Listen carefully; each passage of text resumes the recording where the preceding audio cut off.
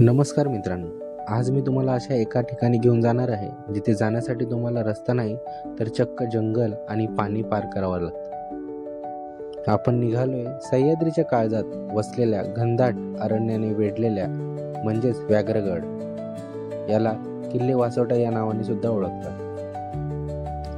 वासोटा ट्रेकची खरी मजा सुरू होते ते म्हणजे साताऱ्यातील बामणोली गावापासून.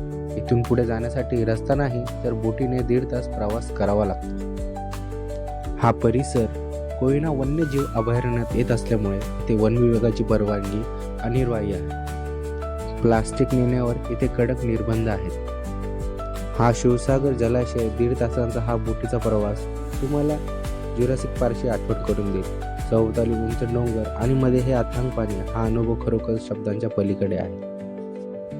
बोटीतून उतरल्यानंतर आपण खऱ्या अर्थाने जंगलात प्रवेश करतो. वासोटा हा महाराष्ट्रातील सर्वात घनदाट जंगलाचा ट्रेक मानला जातो. दुपारच्या वेळी इथे सूर्याची किरण जमिनीपर्यंत पोहोचत नाही. वासोटा किल्ल्याचे मुख्य आकर्षण म्हणजे हा बाबूकडा. हा सरळ उभा नैसर्गिक कडा बघताना अंगावर काटा येतो. इथून खाली कोकणाचा परिसर आणि समोर जुना वासोटा किल्ला दिसतो.